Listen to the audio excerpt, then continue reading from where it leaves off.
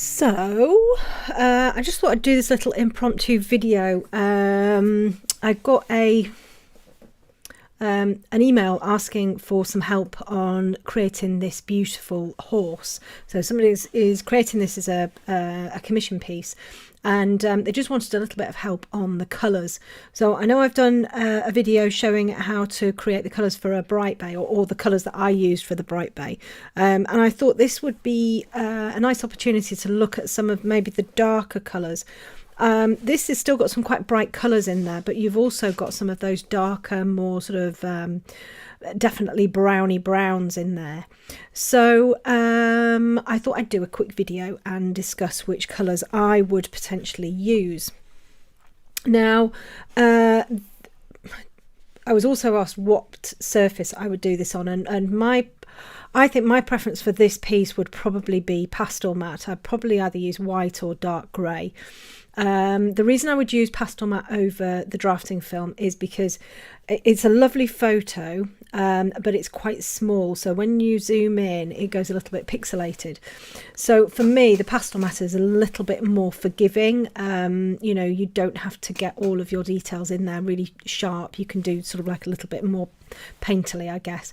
Plus, I find it much easier drawing leather on pastel matte because I can get that consistency and that lovely smooth texture. So pastel matte would be my preference. Colour wise, there's all sorts of colours in this horse, and what's really nice about it, and what I would want to really capture, is the difference in the sort of like the lighting. There's no dramatic lighting in this, but we can see that the sun is kind of coming from, the light is coming from this angle, so we're kind of getting a shine in here. We're getting sort of like lighter areas on the horse. We've got well, this is a sweaty patch, but also the light's kind of bouncing off that, and you've got this nice light coming down here under this muscle. But what's lovely is these really reddy areas that kind of merge into sort of like more yellowy ochre colours into here. And then you've got this area of really quite maroony, browny, purpley colour here. And the challenge will be to get these colours to softly merge into each other, rather than having sort of like these orangey reddy colours and then with a dark patch around the eye.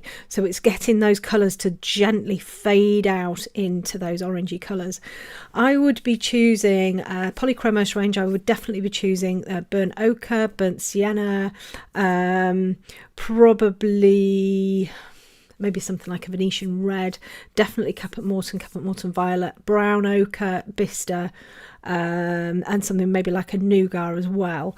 In these areas here where it goes a little bit darker, I'd be using my Caput Morton, and I'd probably use something like a dark indigo over the top.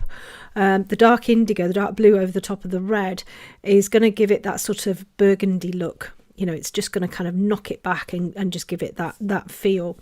I'd also start to bring in some of those lovely violet-y colours that you get within the luminance range. So there's the brown violet, ultramarine violet, violet grey. They are going to be really fantastic for these little nuances in the horse's head. They're going to be great for the picking out the veins. So you can get all of your colour in with your sort of burnt siennas, burnt ochres, that type of thing, and then darken up some of those areas using something like a violet. So a violet brown or the violet grey would be perfect.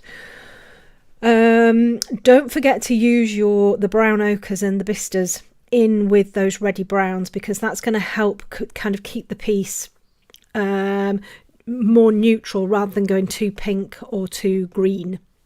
The horse is in a field, so you are going to get some sort of green reflection in there, and there is more sort of the brown ochre colours creeping in here. Down here you're starting to get some of the little orangey bits in here, so sort of terracotta-y, burnt ochre kind of mixed in with the sort of the browns, the walnut browns, some of the dark indigo in there as well, just to give it that nice darkness. Now, if you've got studios, I would definitely look at using some of the studios as an initial base. So the burnt yellow ochre together with the Venetian red and probably the raw umber, would be perfect for kind of around here. Be a really, really nice colour for around there, you know, as an initial base, and then you can start to build up those colours. But, you know, softly blending in the sort of more reddy areas around here into those sort of more orangey areas, and then into this darker here. If you can get that blend really nice and soft and you know, fading in gently, it's going to look all connected. It's going to look like that's what it's supposed to be, rather than sort of like you know, a dark ring around the horse's eye. So those are the colours that I would use. I'd maybe even bring in some sort of scarlety colours in here. You know, there's some quite reddy colours in here in these sort of shadowy areas.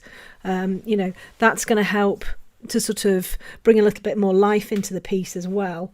But yeah, those are the colours that I would use. You know, using a variety of different colours, so that you're not just sticking with one spectrum. So you're not just sticking with all of the reddy colours, or all of the neutral colours, or all of the greeny colours. You know, kind of using a range over all of those different hues is going to give you a really nice, realistic portrait. Yeah, so I hope that helps. Just like I say, very quick impromptu video talking about, you know, colours for the different kind of ranges of the of bay horses.